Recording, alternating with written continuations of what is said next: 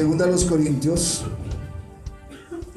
capítulo 5, versículo 6 en adelante. ¿Lo tienen? Así que vivimos confiados, lo leemos de manera antifonal. Señor, leemos tu bendita y santa palabra. Por favor, añade bendición a nuestros corazones, Señor, en el conocimiento pleno de mi Señor. Así que vivimos confiados siempre y sabiendo que entre tanto que estamos en el cuerpo, estamos ausentes del Señor. Porque por fe andamos, no por vista. ¿Lo repetimos? Porque por fe andamos, no por vista. ¿Lo repetimos? Porque por fe andamos, no por vista. Nuevamente. Porque por fe andamos, no por vista. ¿Ve cómo cambia? Por fe andamos, no por vista, pero confiamos y más quisiéramos estar ausentes del cuerpo y presentes al Señor. Por tanto procuramos también, o ausentes o presentes, ser agradables. Porque es necesario que todos nosotros comparezcamos ante el tribunal de Cristo, para que cada uno reciba según lo que ha hecho mientras estaba en el cuerpo, sea bueno o sea malo.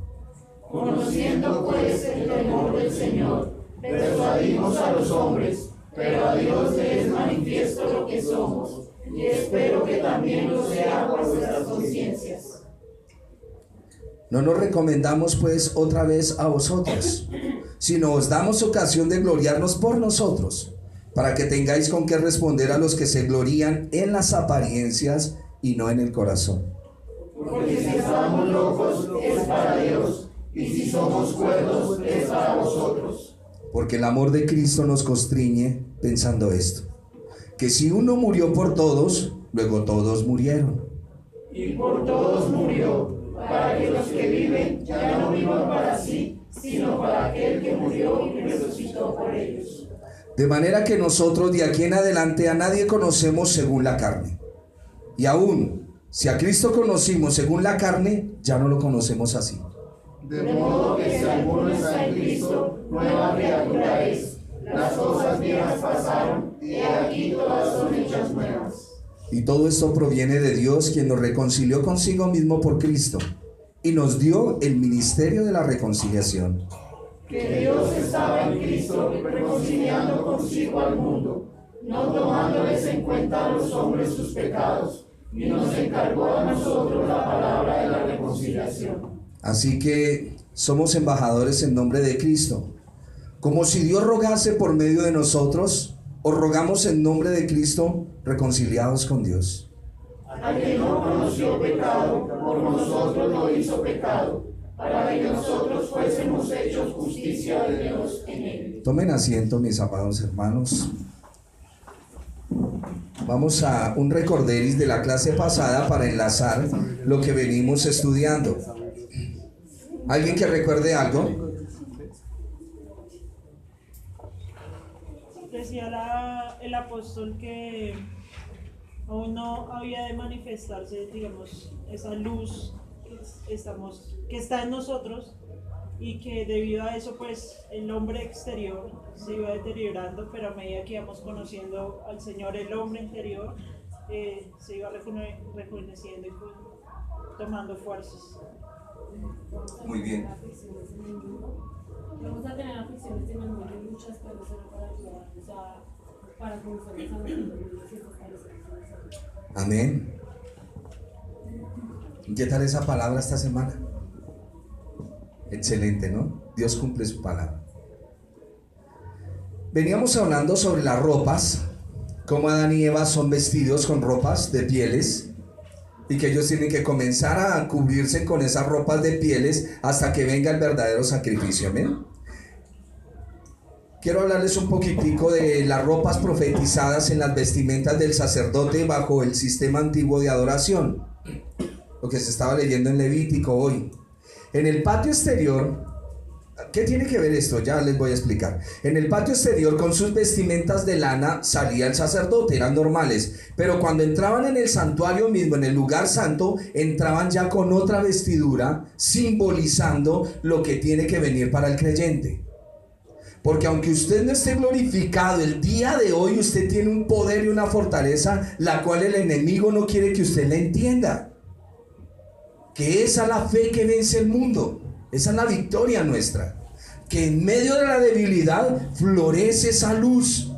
Porque es por gracia. No es por sentimientos, sino es por sensaciones. Dice Marcos Vidal, no es por vista ni por lo que sientes, es por fe, como dice la Escritura. Y es importante que lo entiendas. Ahí es donde el creyente verdaderamente sale a flote. No lo olviden, en medio de su dificultad, que están en el pecado, en la debilidad, donde sea que estén, buscan a su Señor, declaran la palabra en su vida y ustedes comienzan a ver el efecto tan impresionante. Eso es lo que cambia todo esto. Esa es la palabra de fe que tenemos en el Señor. Y les estaba diciendo, en el patio exterior venía el sacerdote con sus vestimentas de lana normales, pero cuando entraba en el santuario, en el lugar santo, llevaba unos vestidos de lino. Del mismo modo, el sumo sacerdote tenía que ponerse ropas de lino para ministrar en el lugar santísimo cada año. Y usted, aunque camina con estas vestiduras normales a diario, usted tiene una vestidura celestial, usted tiene una cobertura. No lo olviden.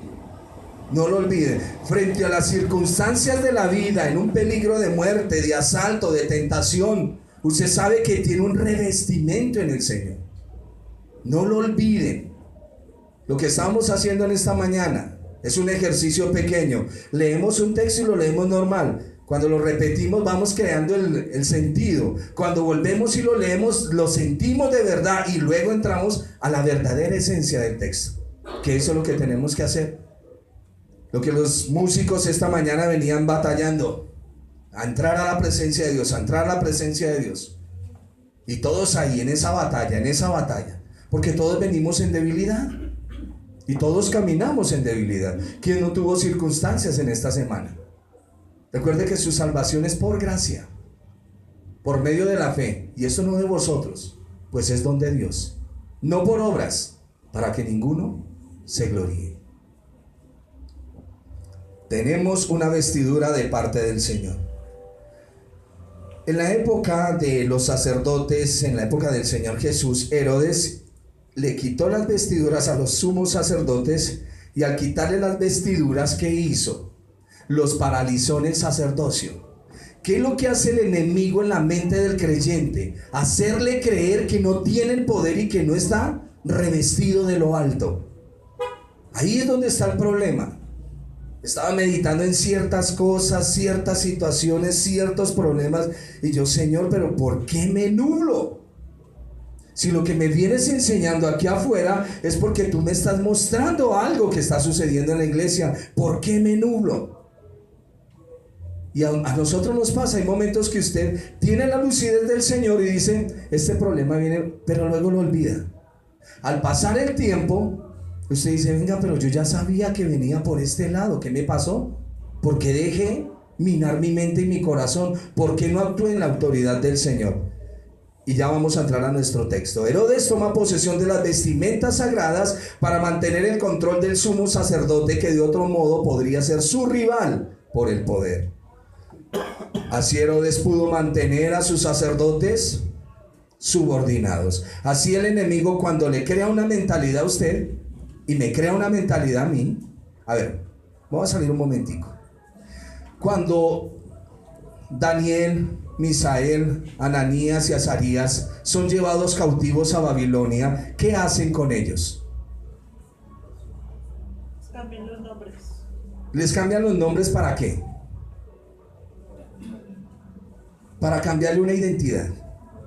Y luego cogen la mente de ellos y se la atrapan. A todos los que se llevaron cautivos, siempre ese es el trabajo, coger la mente y cautivarla. Circunstancias, emociones, sentimientos, y así nos atrapa la mente el enemigo y vivimos por eso. Por eso el apóstol viene y nos tiene que decir, o mejor, el Espíritu del Señor a través del apóstol, porque no andamos sino por fe. Porque nos capturan circunstancia, trabajo, diario vivir, economía, país en decadencia. Ayer experimentaba eso. Y luego, pero ¿por qué me está pasando esto? ¿Por qué? ¿Por qué estoy pensando igual al de afuera? ¿Por qué estoy pensando igual que el impío, que si me salgo del país voy a tener un cambio? ¿Por qué me llega ese pensamiento? Aunque lo expreso, yo tengo que llegar a luchar con eso. Y todos tenemos que luchar con eso. Usted anda por fe. Y usted va a conquistar las cosas por fe, confiando en su Señor. Usted no se puede entregar al dolor, usted no se puede entregar a la enfermedad, no batallando legítimamente como tiene que hacerlo. ¿Me estoy comunicando en esta mañana? Y así como los hombres cogen a los muchachos y los cautivan, ¿se ha dado cuenta usted? Nuestros jóvenes, hoy que estamos hablando de política, tema de actualidad, se paran a discutir ciertos temas como si nuestros jóvenes tuvieran la claridad de todos los años que traemos de lucha en este país. Pero porque llegan y tocan ciertas áreas. Por eso la iglesia está encargada de mostrarle a los jóvenes de la iglesia quién es su Señor y para dónde es que va. No nos dejemos cautivar por la derrota del enemigo. Hemos caído en batalla, ¿cierto? Sí, pero postrados no quedamos. Hemos tenido debilidades, pero el Señor nos levanta. Ustedes están llamados a vencer. Están llamados a vencer. Y van a vencer. Porque aquel que comenzó la obra en nosotros es fiel para terminarla. Eso no es. Así es. ¿Vives? La pregunta para entrar a nuestro texto en esta mañana. ¿Por fe o por vista? Por fe. Muy bien, lo contestaste. Ahora a la experiencia, al caminar diario. En medio de las circunstancias, tienes que entrar a batallar. Porque parece que el mundo se nos mete y como que nos gana. Parece, pero no es así. Porque ¿quién tiene el sartén por el mango? El Señor. Los que tienen la sal. ¿Quiénes tienen la sal? La iglesia. La iglesia del Señor. Solo conocemos al Señor Jesús a través de la Biblia y a través de nuestras experiencias con Él. Vuelvo y lo repito. Solo conocemos al Señor Jesús a través de la Biblia y a través de nuestras experiencias con Él. ¿Pero hemos visto su rostro? Bienaventurados son, porque sin haberlo visto, creen. Bienaventurados, dice el Señor. Llegará el día, como lo estaban diciendo aquí, que veremos al Señor cara a cara. Cara a cara. Y es la promesa del Señor. Esto no es algo que nos lo ideamos, no. Él dice, nos veremos pronto. Pronto nos veremos las caras.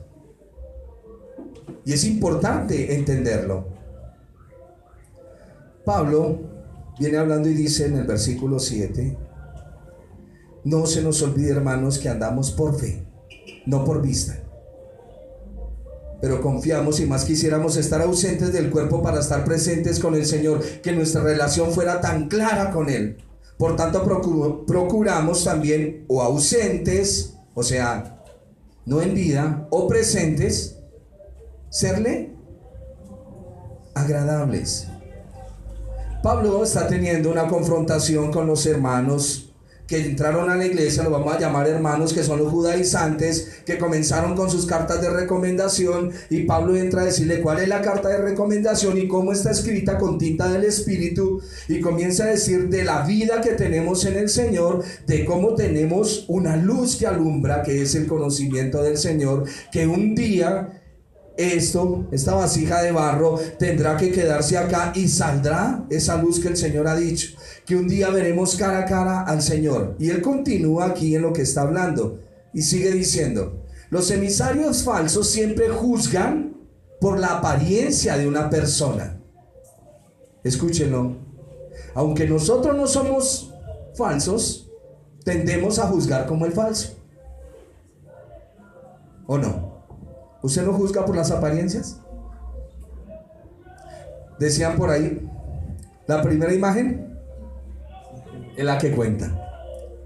Decía mi nona, por los zapatos se conoce al caminante y por la maleta El pasajero. al pasajero.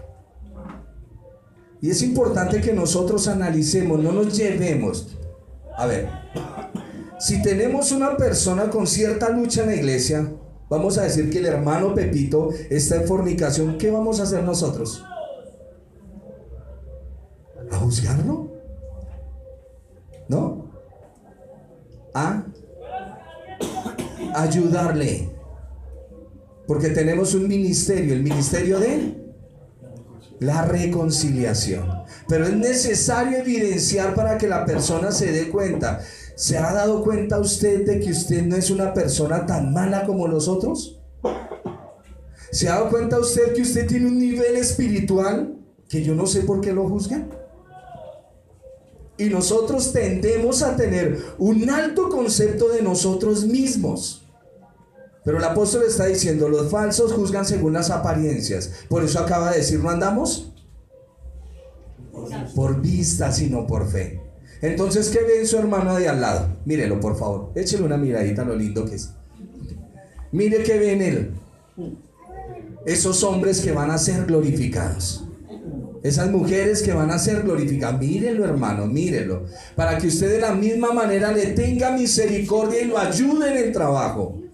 Porque el apóstol no juzga ni condena a estos de Corinto que le están haciendo la vida difícil, sino que él sigue hacia adelante. Los emisarios falsos siempre juzgan por la apariencia de una persona en lugar de lo que no se ve. ¿Puede verle usted el crecimiento a su hermano espiritualmente? ¿Sí se lo puede ver? Virtuosos.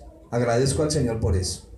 Si usted ve que la persona ha avanzado un poquito, dele gracias al Señor. Su merced ya tiene discernimiento y ya sabe que tiene que ayudar a su hermano. Así sea una gotica.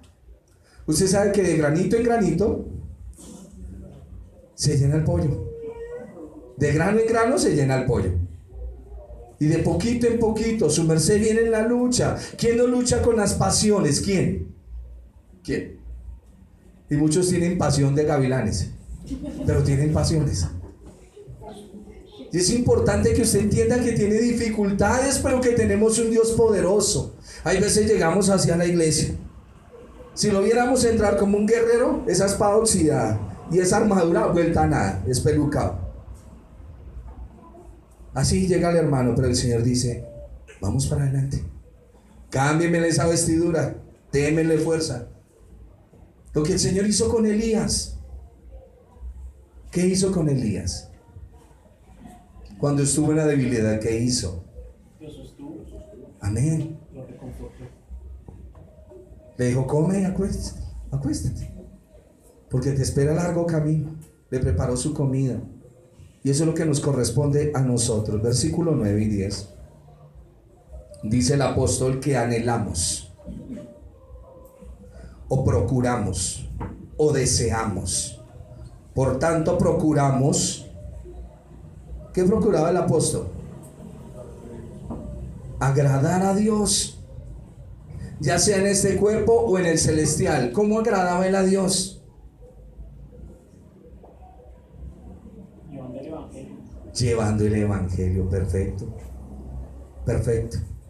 Usted puede arrodillarse a orar y cantar y no llevar el evangelio. No eres agradable, tampoco eres desagradable.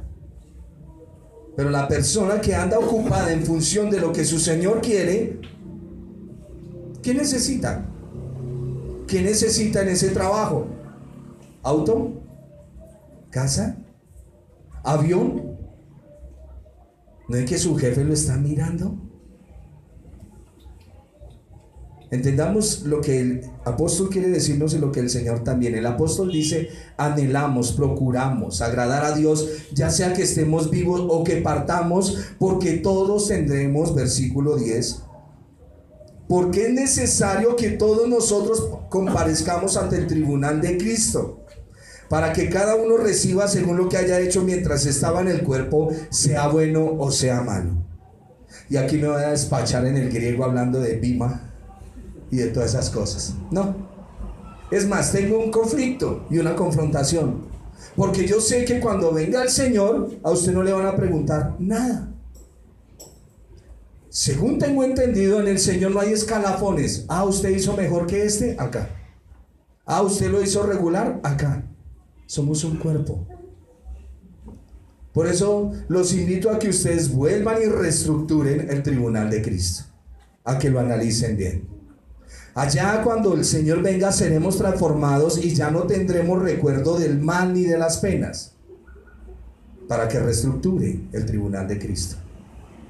Porque siempre se nos dijo que era un tribunal galardonatorio y no condenatorio. Pero es que yo no puedo coger un solo texto, sino que tengo que mirar el conjunto completo de la Biblia.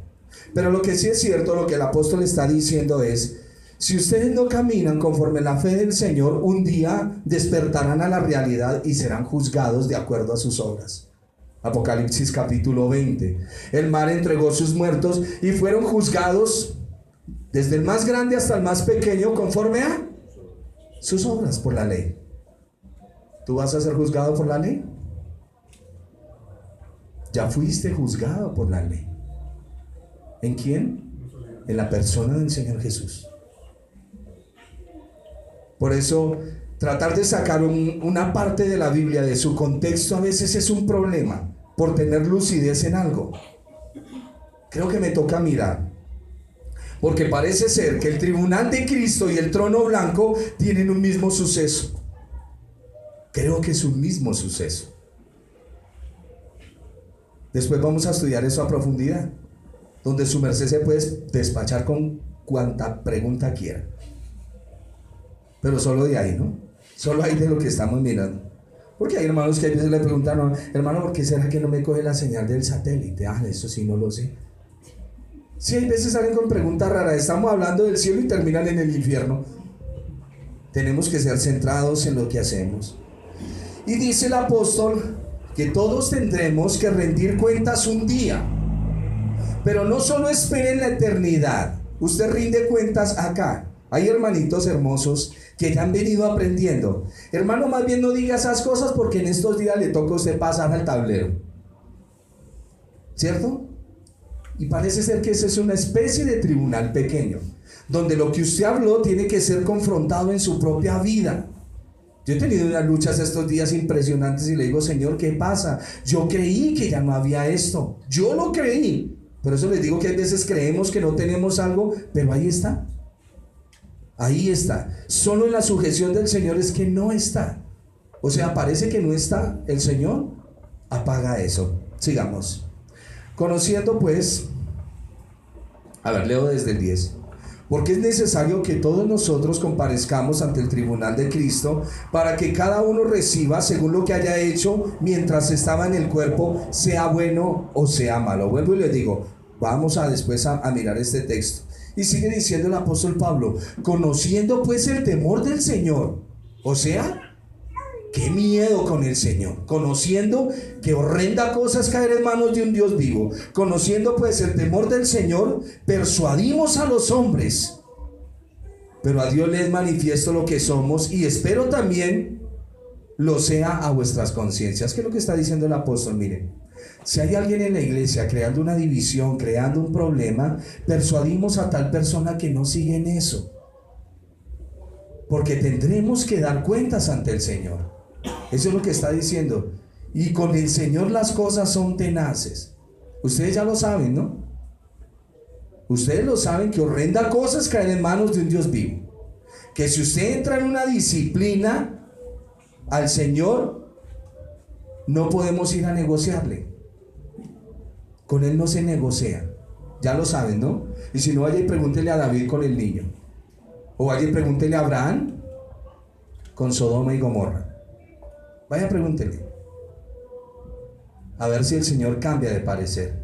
O vaya, pregúntele a Jonás, que se puso bravo momentáneamente, pero la palabra era: Nínive va a ser destruida. Y aunque no fue al tercer día, sí fue destruida. Entonces es importante que nosotros entendamos.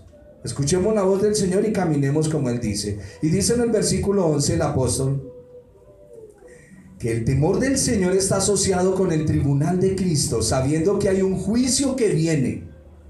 Por eso dice: persuadimos a los hombres para que puedan evitar ese juicio, para que se arrepientan. La iglesia del Señor ya no entra en juicio. ¿Por qué? Porque su Señor fue enjuiciado. ¿Quién le enjuició? La ley. Y mientras caminó en la ley, fue perfecto. Pero se necesitaba la expiación del pecado por la humanidad. Después entramos a mirar todas estas cositas. Hoy quiero enseñarles solo 4 punticos de lo que viene diciendo aquí el apóstol. El juicio justo viene solo a través de la ley de Dios. La ley de Dios tiene que ser satisfecha frente al pecador. A mí me enseñaron hace muchos años que Dios Padre dijo: ¿y ahora quién salva al hombre? Y que entonces estaba la ley, como un juez dijo: sí, el hombre me ha quebrantado. Eso me lo enseñaron a mí. Y que entonces se paraba el diablo y el diablo decía: sí, él es un infractor. No sé de dónde sacaron eso. No sé. Porque leyeron que la Biblia decía que él es el acusador de los hermanos. Pero no lo metieron en su contexto. No, son las demandas. ¿Quién mató al Señor Jesús? Primeramente, el autor intelectual. El soberano. Dios Padre mata al Hijo para expiar el pecado de la humanidad. El Señor Jesús nace con un propósito, hermanos. ¿O no? ¿O fue por el camino que Él dijo: no, Señor, yo como que quiero expiar el pecado? No, el Señor Jesús nace con un propósito: expiar. Eso dice también el pastor John Piper en su libro Deseando a Dios. No, los deleites de Dios, Desiring God. Y es cierto, Dios Padre mata al Hijo. Y aunque Él es el autor para la salvación del hombre, los hombres metieron sus manos para ejecutar el juicio de Dios. Porque ¿quiénes son los que lo entregan a muerte? Los judíos y los romanos, representando toda la humanidad. Y el Señor muere en la cruz. Pero el propósito de Dios es la salvación del hombre. El Señor Jesús nace con un propósito. ¿Entendido? Cuando el ángel habla con María, ¿qué le dice? Mujer, Él va a redimir a su pueblo de los pecados. Y dice que María guardaba eso en el corazón. Ella sabía que ese muchacho que le habían dado, y aunque a veces se le fueron las luces, usted la ve a María ya con los hermanos cuando está en una reunión, creo que es Mateo capítulo 13, afuera están su madre y sus hermanos. A rato se le iban las luces. María también tuvo que arrepentirse. María tuvo que ir al aposento alto. María tuvo que recibir el Espíritu del Señor. Y aunque fue alumbrada por el Espíritu Santo, ella tuvo que entrar a la conversión, reconociendo su pecaminosidad. Amén. Amén. Como decía un predicador, si es así, y es así, porque así es. María es una mujer normal. Entonces, el juicio de Dios viene, póngame cuidado. Cuando una persona va a ser enjuiciada, tiene que haber un juez. Y si hay un juez, hay una ley. Y si hay una ley, fue porque esa ley fue quebrantada.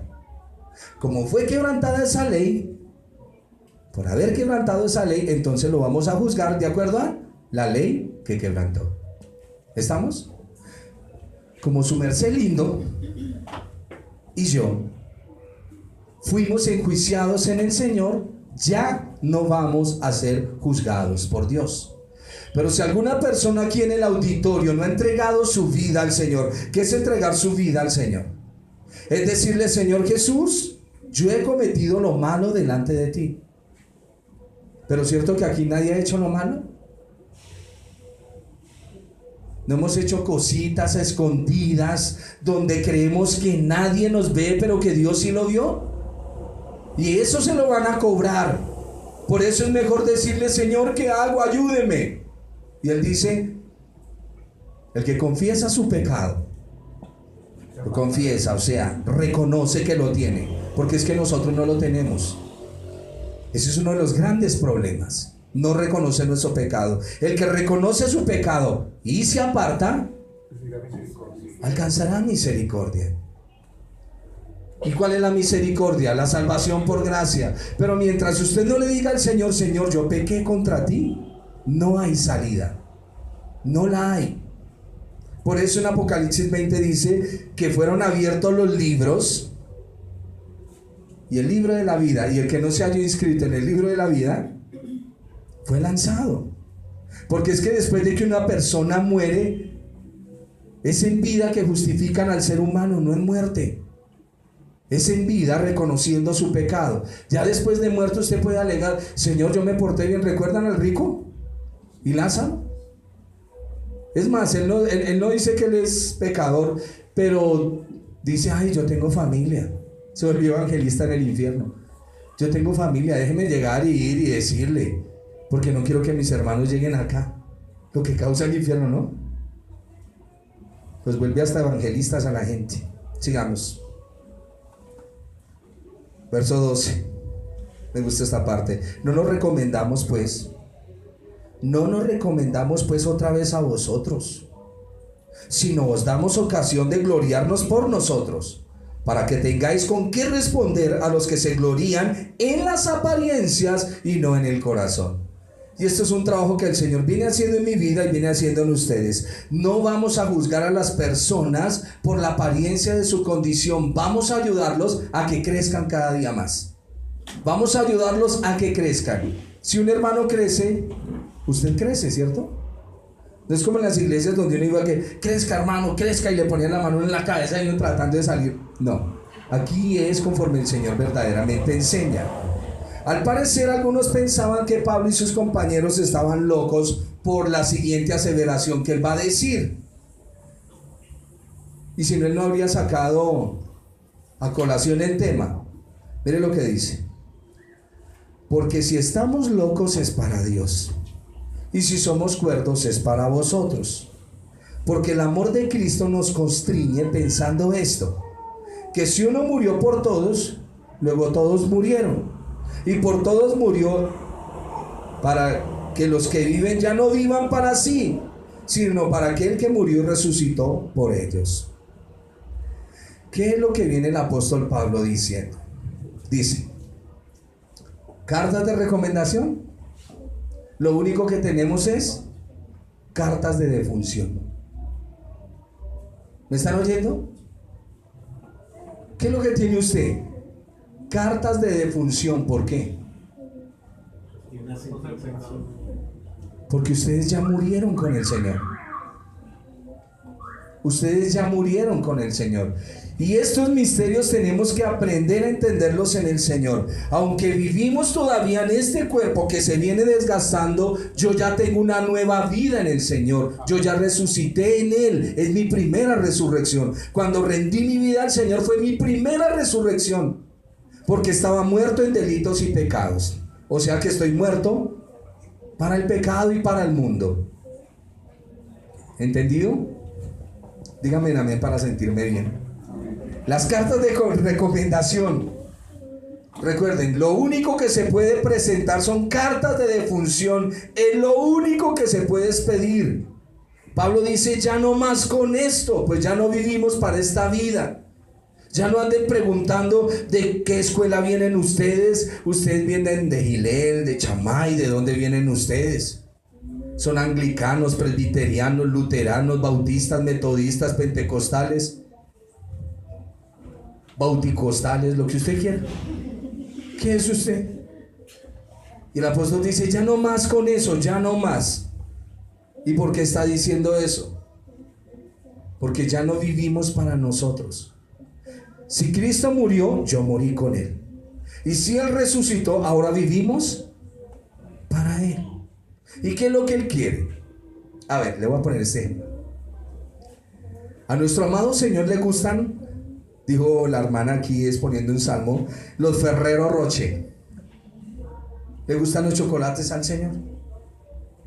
Si usted viene de visita a la casa del Señor, ¿qué le traería a usted? ¿Empanadas? ¿Fritanga? Perdónenme de esos ejemplos tan... ¿Qué le traería a usted? Los chocolates. El Señor dice, No quiero la muerte del hombre, quiero que vayan por el mundo y prediquen el evangelio. ¿Lo estás haciendo? ¿Estás predicando la palabra? Esa alma que traes es el chocolate, para que me lo entiendas. El alma que tú traes para que escuche la palabra y venga el convencimiento de la salvación es el chocolate que le traes al Señor. ¿Entendido? ¿O lo explico? También me lo sé con almojábanas. No, es para que me lo entiendan, hermanos. Hay que trabajar y vivir en función de llevar el evangelio a otras personas, porque es nuestra tarea. Pues haciendo esto, ¿qué dice el apóstol Pedro? Tenemos grande entrada. Nos estaremos limpiando de muchas cosas. ¿Por qué caemos tanto en ociosidad? Por eso mismo. Porque no hay nada que hacer. No nos proyectamos, no nos programamos. Y tenemos que hacerlo. Ya no vives para ti, ¿vives? Cuesta, ¿cierto? ¿Sí o no? No cuesta. No, yo todavía vivo para mi casa y mi muchachito hermoso, mi muñeca, mi esposa, mis bienes. Ya no vives para eso, vives para el Señor, y aunque no descuidas la otra parte. Sigamos leyendo. Dice, verso 16, de manera que nosotros de aquí en adelante a nadie conocemos según la carne. ¿Por qué? Porque se considera muerto. Muy bien, mi hermano. Y aún si a Cristo conocimos según la carne, los que vienen diciendo que tienen genealogía y de pronto están por allá en el judaísmo, y aún si a Cristo conocimos según la carne, ya no lo conocemos así. Y ahora sí tiene sentido lo que el texto muchas veces nos lo explicaron de otra manera. De modo que si alguno está en Cristo, nueva criatura es. Las cosas viejas pasaron, he aquí todas son hechas nuevas. Ya no vivimos para esta vida, ya venimos haciendo tesoros. ¿Cuáles son los tesoros que usted hace para la vida eterna? Otra predicación que yo escuché: cuando usted camina con el Señor, usted cada día viene creciendo en el Señor. Algunos tendrán una choza en el reino, otros tendrán mansiones, castillos. También predicador lo escuché una vez que dijo: unos van a tener corona de oro y otros van a tener chipa de alambre, porque no hicieron mucho trabajo. Imagínense esa descompensación al mirar el reino, porque lo miro desde mi óptica vana y orgullosa. ¿Qué dice la escritura en Apocalipsis capítulo 4 y 5? Que hay unos ancianos sentados frente al Señor y todos tienen coronas de oro. ¿Y qué hacen con esas coronas? Porque la gloria es de Él. No espere ser grande en el reino. Mejor, cuando seamos transformados, no espere ser grande.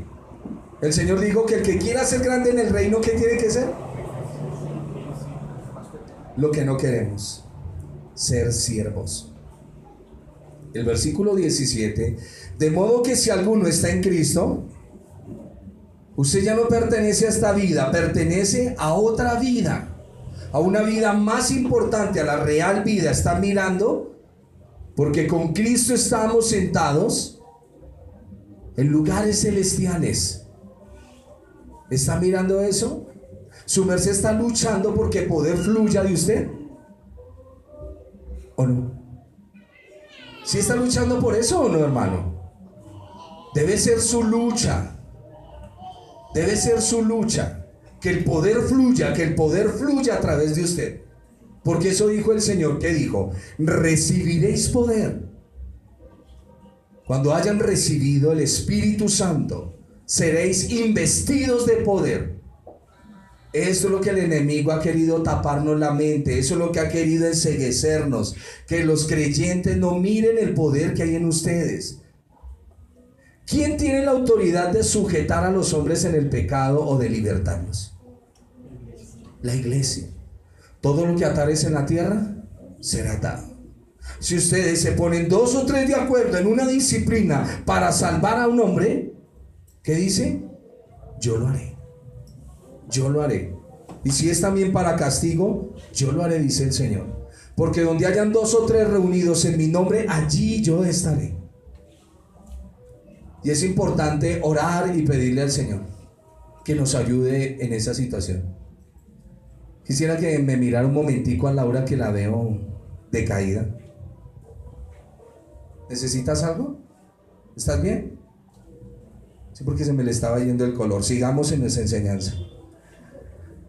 Sí, el Señor es poderoso para ayudarnos en todo. Versículo 17. Este versículo que estamos hablando, y bueno, es porque cuando hablamos la palabra, el Señor nos comienza a meter a donde tenemos que entrar. ¿Cierto que nos da miedo experimentar lo sobrenatural? A ver, si se muere un familiar y el Señor le dice, vaya a la funeraria y ore por él, lo voy a levantar. Usted dice, con permiso, quítese en todos, venga usted para acá. Entonces, ¿qué? Y ese que de 10 le mete la inseguridad a usted. No, molestando. ¿Hay tinto? ¿Hay tinto? Ay, no han traído el agua. El poder. ¿Ve el problema? Yo conocí un hombre que oraba. Una vez se enfermaron unos pollos y lo llevaron a orar, y él oró con fervor y ¡pum! Se murieron los pollos.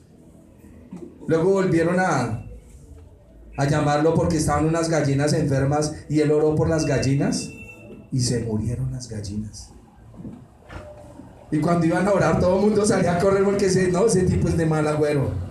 Un día, y era hombre de campo, se dañó un tractor y el hombre dijo, no, el Señor me tiene que respaldar. Y oró por el motor de ese tractor y se quemó. Sí, porque es que es de fracaso en fracaso donde el Señor me quita la fuerza. Pero vino un día cuando el Señor le dijo, vaya y ore por este personaje que está en la funeraria. Y el hombre dijo, y le comentó a otro pastor, y el otro pastor le dijo, hermano, usted sí anda usted en una locura, ¿no es que ese tipo ya está lleno de acerrín? ¿Qué va a orar usted por él? Y dice que entró en un pánico y en una angustia, que él en un momento llegó y se acercó al cajón y puso la mano así sin que nadie lo viera, y vio que el muerto soltó lo que llamamos vaho, y se animó y oró, y el muerto se levanta. Recuerde que todos los milagros son del Señor. ¿A qué voy con esto? A incentivarlo a que usted tenga la fe para que entre donde le da miedo entrar. ¿Por qué nos da miedo? ¿Por qué? Vamos a orar, pero yo no sé si el Señor lo sane. ¿Qué cuota de incredulidad tan grande? No, vamos a orar y el Señor hará lo que Él quiera hacer en su vida. A mí me mandaron fue a orar, y en el nombre del Señor, entra donde tiene que hacerlo. ¿Me están entendiendo? En su economía, en sus pasiones, en un acto simbólico, arrodíllese usted y póngase usted solito las manos en el nombre de Jesús. Esta mente ya no más con estos pensamientos sucios, lujuriosos, ya no más con esto, ya no más. Y ahí usted comienza a ver, la mejor lucha es contra su propia vida. Siempre hemos dicho, sea sincero con usted mismo, sea sincero. Me gusta cuando le dicen al hermano Martínez, hermano, ora porque nos vaya bien en el examen. ¿Y qué dice el hermano? ¿Estudio? Clave. Ahora sí vamos a orar, porque en medio del nerviosismo se le puede olvidar, pero el Señor hará que usted recuerde. Ese es el punto. El versículo 17 muestra que la identidad vieja judaica ya ha pasado. Por eso dice, no conocemos a nadie en el judaísmo. Y si el Señor Jesús lo conocimos en vida, ya tampoco lo conocemos así. Eso es lo que está diciendo él. Porque lo viejo ya pasó. ¿Qué es lo viejo? Lo que veníamos leyendo del velo de Moisés. ¿Recuerdan qué es el velo de Moisés? Sí, la religión que los hombres se pusieron para acercarse a Dios. Correcto. Y dice, ya no más con eso, porque ustedes tienen un contacto personal con Dios. ¿Me están entendiendo el punto? Pablo dice, a ver, se lo resumo en esta manera. Hay gente que viene a pedirnos cartas de recomendación, pero saben, y es que ni siquiera lo entienden, que ya no vivimos para nosotros, estamos muertos, porque morimos en el cuerpo del Señor. ¿Y por qué estamos vivos caminando sobre esta tierra? Porque la resurrección del Señor nos ha resucitado y estamos caminando. Aunque este cuerpo no ha sido transformado, va a ser transformado. Y vemos que nos venimos desgastando y vamos envejeciendo, pero también me estoy dando cuenta que mi hombre interior se está renovando y se está fortaleciendo. Así es que quiero decirle a los hermanos que todos esos que nos piden carta de recomendación no tenemos ningún vínculo con el judaísmo ni con nada de esas cosas del pasado. ¿Entendido? Eso es lo que está diciendo el apóstol Pablo. Sigamos. Ya no hay enemistad con Dios. Escuche el verso 19. Desde el 18 dice: todo esto proviene de Dios, porque nos reconcilió consigo mismo en el Señor Jesús y nos dio el ministerio de la reconciliación, porque Dios estaba en el Señor Jesús reconciliando consigo al mundo, no tomándoles en cuenta a los hombres sus pecados. Cuando dice no tomándoles en cuenta, es una expresión de que no se aferró a eso para no perdonarlos. No lo que dice Creciendo en Gracia, de que el Señor murió y todos los pecados ya fueron borrados. ¿Me están escuchando? Hay gente que dice, no, el Señor ya murió y todo ha sido borrado. No, el hombre necesita arrepentirse de su mal proceder, de su mal caminar, para entrar en comunión con Dios.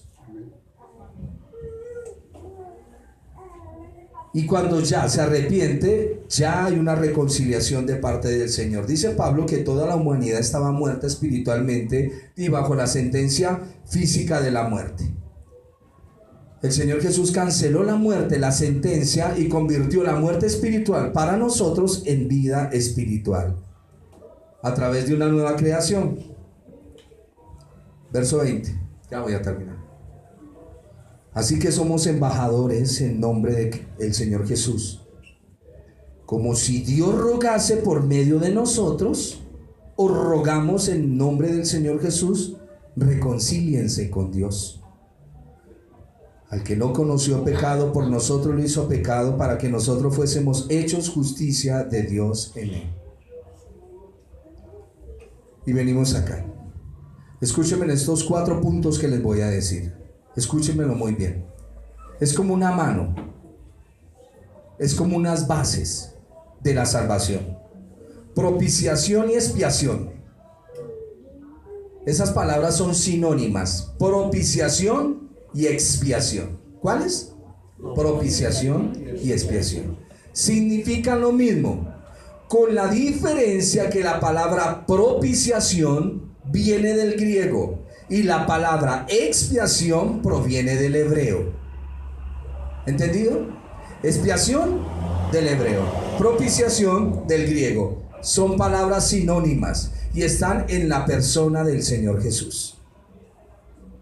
Tenemos propiciación y expiación. Luego viene la otra, la segunda, porque es una base sobre otra, para que el fundamento sea fuerte. Redención.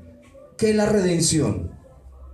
Es rescatar algo que estaba perdido con un pago. Quiere decir el rescate de la persona. La redención descansa en la propiciación.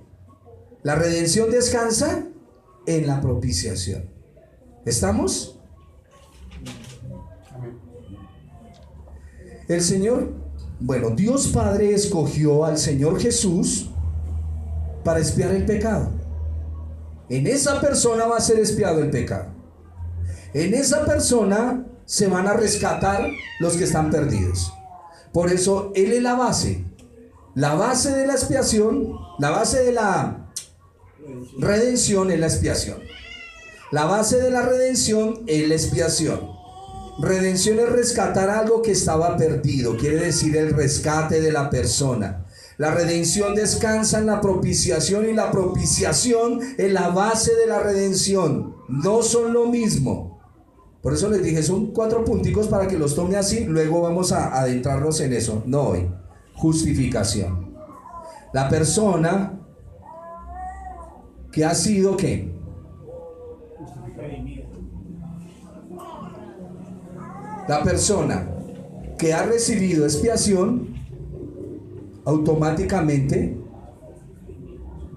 ha sido redimida. Y esa persona que ha sido redimida entra en la tercera base, la justificación. Como creyó en la persona del Señor Jesús, el Señor Jesús lo compra y paga por él, lo rescata. Esa es la segunda base. Y la tercera base es la justificación. Quiere decir la declaración de inocencia del redimido. Es declarado delante del Padre inocente. Eso es la justificación. Porque justificar es declarar inocente a una persona. La justificación descansa en la redención, como la redención descansa en la expiación. La justificación descansa en la redención. Ustedes son inocentes delante de Dios. ¿Por qué? Porque han sido redimidos, fueron rescatados de vuestra vana manera de vivir. ¿Y por qué fueron rescatados? Por la expiación del Señor Jesús. Ahí tenemos esas tres bases. Y vamos a la última, que es la que está tratando el apóstol Pablo. La reconciliación. La reconciliación es volver a poner en amistad a los que estaban como enemigos. Una cosa es que una persona viene y te causa un daño. Y esa persona le dice, ¿me perdona? Y usted le dice, me hiciste un daño, me heriste, pero está bien, te perdono. Pero de ese perdón no hay la reconciliación, que es lo que falta a veces en muchas cosas. La reconciliación es volver a poner en amistad a los que estaban de enemigos. Es volver a ser amigos como antes. ¿Se ha dado cuenta cuando una persona le falla, usted cómo comienza a cerrarse? No hay reconciliación. Hay perdón, pero no hay reconciliación. Y la reconciliación, el ministerio que está diciendo aquí el apóstol, está hablando para la iglesia. Tenemos que volver a la comunión con Dios, porque no estamos en comunión con el Señor. Vuelvo otra vez. El ministerio de la reconciliación es volver a poner en amistad a los que estaban como enemigos. Y termino con esto. Es decir, que la propiciación propicia la redención. Y la redención produce justificación. Usted no le puede olvidar esa escala nunca. A ver, la propiciación propicia la redención. Y la redención produce justificación. ¿Y la justificación qué trae? Reconciliación. Y todas estas cosas fueron hechas en el madero por el Señor Jesús. ¿Entendido? Eso es un solo paquete, es una sola base, lo que nos sostiene. No lo vayan a olvidar jamás, porque si usted dice que está justificado delante de Dios, pero usted no está redimido, es una mentira. Es una mentira. Usted sabe que eso es un lazo que no se rompe. La propiciación, redención, justificación y reconciliación. La reconciliación es volver a hacer que las personas entren en comunión con Dios. Entren a ese lugar, y eso lo produce el Señor. Pero cuando en mi mente tengo una falsa información, voy a tener un problema gravísimo en tener comunión o comunicación verdadera con el Señor. Cuando ustedes perdonen a alguien, miren si en su corazón no hay reconciliación. Mírenlo bien, porque usted puede perdonar. Por eso el dicho dice, yo perdono, pero no olvido. Y una cosa es que usted perdone y olvide. ¿Sí me están entendiendo el punto? La mayoría de nosotros perdonamos, pero no olvidamos. ¿Dónde nos damos cuenta? Cuando viene una discusión, ojalá entre parejas, ¿y qué hacen? Se recuerdan el pasado. ¿Por qué? ¿Por qué? No hay reconciliación. No hay una redención. La redención es rescatar la persona para justificarla y reconciliarla. Esos son principios elementales en la vida del creyente. Pablo lo entendió. Hay veces nos es muy difícil perdonar. Mire, y esto se lo quiero dejar muy en claro en esta mañana, muy en claro. Una cosa es que usted perdone y otra cosa que la persona quiera que la perdonen. ¿Me están oyendo? Usted puede decirle a la persona, mire, la mayoría de gente cuando comete un error lloran para tratar de restaurar algo, pero no porque están dolidos de lo que hicieron. ¿Me están entendiendo?